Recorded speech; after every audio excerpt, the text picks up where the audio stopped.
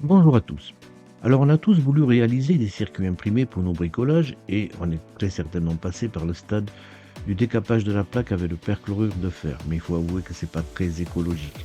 Une deuxième solution qui s'offre à nous, c'est l'utilisation du CNC pour faire des gravures qu'on appelle à l'anglaise, qui permet de tracer des pistes entre les pastilles à souder. Mais maintenant, en 2025, il existe d'autres solutions qui sont beaucoup plus performantes, rapides et précises. C'est ce que nous allons voir aujourd'hui. On va tester une nouvelle manière de réaliser ces circuits imprimés.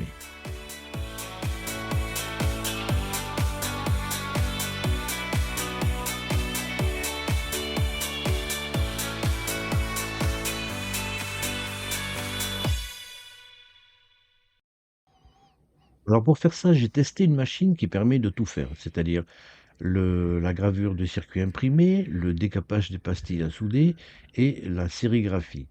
Je voulais un système qui fasse ça rapidement, qui fasse ça précisément et on va voir quel est le bon outil qu'il faut utiliser. L'outil que je vous propose de découvrir aujourd'hui est la X-Tool F1 Ultra. C'est un laser fibre et diode de 20 watts et qui va permettre de réaliser toutes les étapes de conception d'un circuit imprimé. La surface de travail est quand même de 220 par 220 et il faut quand même la nettoyer auparavant. En effet, la gravure de PCB génère un petit peu de poussière. Pour réaliser toutes les étapes de découpe et de gravure, il faut un plateau spécifique. Alors, je vous propose celui-ci. J'ai trouvé ça sur Internet. Je vous donne les liens dans la description de la vidéo. Il vous faut une partie imprimée en 3D et sur le dessus, un radiateur de 120 par 120. Il est collé directement sur la plaque de PLA. Il faut bien le caler dans un coin. En effet, on va souvent repositionner la carte que l'on travaille dessus et ça va nous permettre ainsi de bien la repositionner au même endroit. Le support est fixé directement sur le plateau avec des vis M4 et on s'assure de la bonne rigidité de l'ensemble. Dans le coin supérieur gauche, des vis M2 vous permettent soit de servir de guide pour votre plaque, soit de la fixer en les resserrant un petit peu. Alors, dans le commerce, on trouve des plaques de PCB de diverses qualités. Les plus connues sont les FR4. Vous avez une couche de cuivre sur de la résine époxy. Vous avez également la catégorie FR1. À ce moment-là, c'est de la bakélite. Elles sont à peu près équivalentes au point de vue utilisation et au point de vue rigidité. Le laser fibre va progressivement retirer toute la partie cuivrée sur ces plaques et je trouve qu'on a un meilleur rendu avec les cartes qui sont en époxy plutôt qu'en bakélite. Faites attention également de ne pas y aller trop fort parce que vous voyez que ben, on peut avoir un creuset un peu important de la plaque.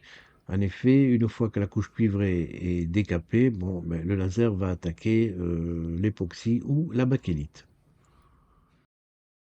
Le typon, c'est comme ça qu'on appelle le dessin de votre circuit sur un support, transparent. Ici, en fait, on va le faire directement sur la plaque. Alors vous allez avoir un masque de soudure, le typon proprement dit, qui est la représentation donc de votre circuit et ensuite une troisième partie qui est la sérigraphie qui sera donc gravée sur l'autre face. Alors pour faire un typon, c'est très simple, ben, vous prenez votre circuit. Alors ce circuit, vous l'obtenez en utilisant divers programmes pour la conception de circuits imprimés. Ça peut vous faire le circuit et également l'emplacement des pastilles. On va l'agrandir un petit peu et on va le tracer. Tracer, c'est-à-dire qu'on va faire un trait autour de toutes les pistes. Une fois que vous avez fait ceci, vous vous trouvez avec une image et le tracé. L'image, bon, on va le supprimer, on n'en a plus besoin. Le tracé, on va le conserver et on va demander ici de faire une gravure. Vous avez 2 couleurs qui apparaissent, ici le noir et le vert. On va conserver le noir, donc on clique sur tout ce qui est représenté en vert et on va le supprimer. Il ne vous reste plus que votre typon, si vous voulez, original, et qui va donc être gravé par le laser fibre. Les réglages utilisés sont différents suivant le type de PCB que vous avez. En effet, certains ont une couche de cuivre plus importante.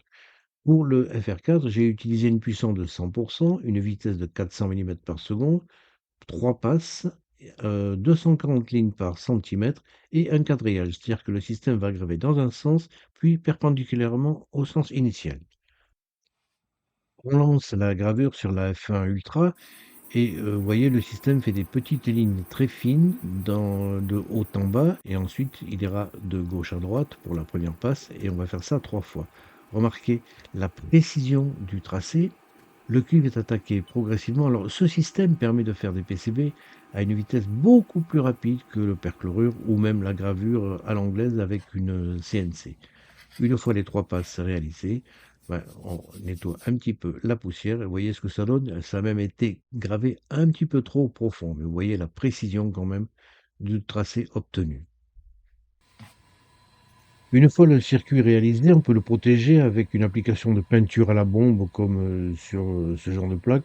Vous pouvez également utiliser de la résine qui durcit à l'UV. Alors pour ça, il faut utiliser un petit maillage très fin que vous faites ensuite bien, on le tend bien avec un fer à chaleur.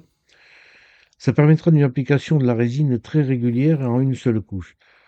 Il suffit d'appliquer ensuite le maillage sur le PCB. Vous mettez un peu de résine UV, vous l'étalez bien et ce système vous permet d'avoir une couverture vraiment homogène et régulière de la résine. Le résultat est très propre plutôt que de le faire avec une plaque en verre. Voyons un petit peu ce que ça donne. Alors là, sur la droite, j'en ai pas assez parce qu'effectivement, la plaque a été gravée un petit peu en profondeur. Alors c'est pas compliqué, il suffit de recommencer pour rajouter un peu de résine. Voilà, là, notre plaque est nickel. Alors, vous pouvez donc utiliser la résine UV. Alors, il faut ensuite, une fois qu'elle a été appliquée, il va falloir ensuite, pour la faire sécher, la mettre sous une lampe ultraviolette. C'est plus rapide en fait de le faire avec une bombe de peinture couleur, hein. Mais enfin, chacun fait ce qu'il veut. Je trouve que le rendu est plus joli avec la résine, mais c'est plus rapide en utilisant une bombe de peinture. Une fois que votre plaquette est faite, au dos, en fait, on va mettre une couche de peinture blanche et qui va être ensuite revernie encore par-dessus avec une résine UV. Ça permettra ensuite, avec le laser, de sortir uniquement la couche de protection UV qu'on va avoir mis par-dessus et on aura ainsi des écritures qui apparaîtront en blanc. Alors sur la peinture blanche, on remet encore un petit peu d'UV. Alors vous pouvez très bien, si vous le faites à la peinture aussi, repeindre également. Il y a deux solutions donc pour faire ce genre de plaque, peinture ou application de vernis UV. On repasse encore au séchage et voilà, on a la plaque. Alors ensuite, on revient au niveau du traitement. Là, vous avez l'écran des pastilles. Bon, avec la F1 Ultra, c'est extrêmement pratique de positionner votre masque vraiment impeccable. Vous pouvez déplacer, vous avez un rendu de la caméra qui vous montre ben, exactement ce qu'il en est. Et on va choisir maintenant les réglages. Alors pour les réglages, là, je vais le faire avec l'infrarouge à fibre avec 41 de puissance, une vitesse de 800 et on va le passer 6 fois. Ça permettra de sortir, ainsi la peinture ou le vernis assez facilement. Vous l'envoyez sur la machine, voilà, uniquement ça sera imprimé. Alors là, on vérifie bien que le laser travaillera au bon endroit et ensuite on lance le processus. Vous voyez que ça se fait assez rapidement.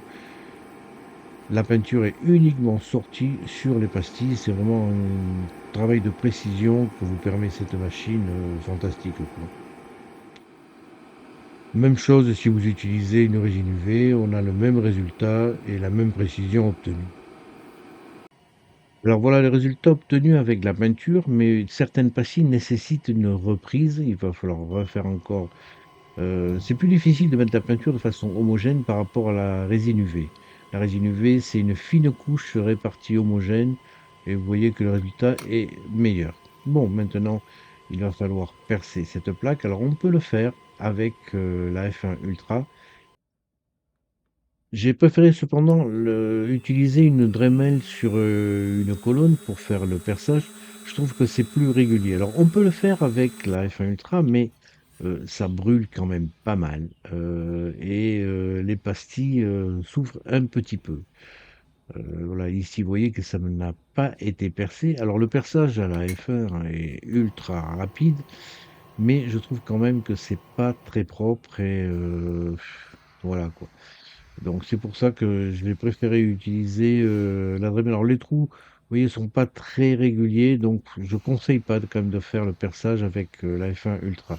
Vous aurez un meilleur résultat, plus propre avec, une petite Dremel. Vous percez les trous. Alors comme il y a un petit creux au milieu, c'est très facile de positionner le fourré en plus de la perceuse. Bon voilà, le circuit est terminé. On va maintenant passer à la découpe de la plaque. Alors on va utiliser la F1 Ultra en faisant plusieurs passages pour découper le bakélite ou l'époxy. Ici c'est de l'époxy. Le positionnement du cadre se fait très facilement encore une fois avec le logiciel livré par Xtool.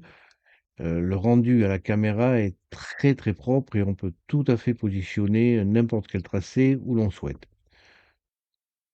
Alors, vous pouvez mémoriser les paramètres de découpe, les paramètres enfin tous les paramètres utilisés pour faire votre PCB et là, ici, on va choisir, alors je fais plusieurs tests, mais celui-là marche pas mal. Puissance 100, vitesse 400, on passe 20 fois. Et votre plaque, alors les paramètres, il faudra peut-être passer plus de 20 fois, ça dépend de l'épaisseur de votre plaque de PCB. Mais en général, avec, 20 passages, ça marche. Alors voilà ce qui se passe. Alors là, j'ai accéléré un petit peu les passages successifs. Voilà, là, c'est le dernier passage. Votre plaque est terminée. Maintenant, vous allez pouvoir voir qu'on peut quand même la détacher facilement. Ça a été coupé sur toute la hauteur. On force un petit peu parce que le tracé est très très fin avec la laser fibre. Et donc la plaque accroche un petit peu. Mais bon, elle vient quand même assez facilement. Enfin, je dis assez facilement, il faut que je force un petit peu quand même. Voilà. Alors vous pouvez ainsi, avec la F1, découper des formes qui sont complètement irrégulières. Ici, c'est rectangulaire. Mais si vous souhaitez faire une forme un petit peu bizarre, ben, c'est tout à fait possible. Voilà, cette étape est réalisée. On va maintenant passer à la dernière étape. Alors maintenant, la sérigraphie, il se fait au dos de la carte. On fait un rapide test pour voir si tout se positionnera au bon endroit et on lance le processus.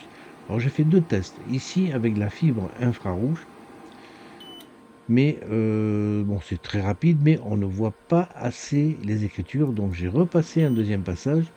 Voilà, là ça a été fait, mais vous voyez que alors, sur cette plaque, il n'y a pas de peinture blanche et donc on attaque directement, l'époxy et vous voyez qu'on a un dessin qui est plutôt noir.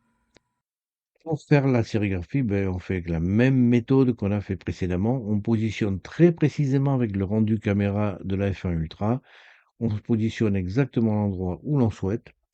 Il y a 2 processus. Le processus, d'abord écrire les lettres, ça sera en gravure et ensuite en tracé, le tracé de tous les composants. Donc le premier processus, la gravure, on le fait avec, les paramètres que vous voyez à l'écran, on ne met pas beaucoup de puissance et là dans ce deuxième cas, je vais utiliser, la lumière bleue. Vous voyez que là, on le fait quand même assez rapidement, un seul passage. Le deuxième processus, c'est le tracé des contours, hein. Bon, même chose, on fait la lumière bleue avec ces paramètres. Là, je vous le montre en vitesse réelle. Vous voyez que c'est quand même assez rapide. La F1 Ultra vraiment est une graveuse ultra rapide comparée à toutes celles que j'ai pu utiliser auparavant. Et là, on a uniquement la peinture verte qui est sortie et on fait apparaître donc le blanc en dessous. Et on a ainsi un circuit, ma foi, bon, ben, qui est quand même très propre. Alors, qu'est-ce que c'est ce circuit? C'est juste un petit programmateur pour la Tiny 85, ça permet de le programmer. C'est une carte fille qui vient se positionner directement sur un Arduino, que l'on programme avec l'Arduino. et qui permet ainsi de programmer votre Atini 85. Alors à noter qu'il existe maintenant des trucs encore plus simples. Ce genre de module, par exemple, qui se connecte directement à l'ordinateur, qui vous permet de programmer l'Arduino. Mais là, c'était pour montrer, bah, qu'un bricoleur de base peut quand même réaliser des prototypes, rapidement chez lui avec, la Xtool F1 Ultra. Là, vous avez les 2 cartes, l'une à la peinture et l'autre avec le vernis. Mais vous voyez que les tracés sont très, très propres, hein. La sérigraphie, peut être noire ou blanche, suivant l'effet que l'on recherche. C'est quand même pas mal. Voilà, vous avez vu ce qu'il était possible de faire avec la Xtool F1 Ultra. C'est une machine très rapide, précise, qui vous permet de faire toutes les étapes de prototypage, sauf peut-être le perçage. Je préfère encore le faire avec la perceuse à colonne. C'est une machine qui n'est pas donnée, mais elle a encore beaucoup d'autres tours dans son sac. C'est ce qu'on verra dans de prochaines vidéos. En attendant, je vous dis à la prochaine.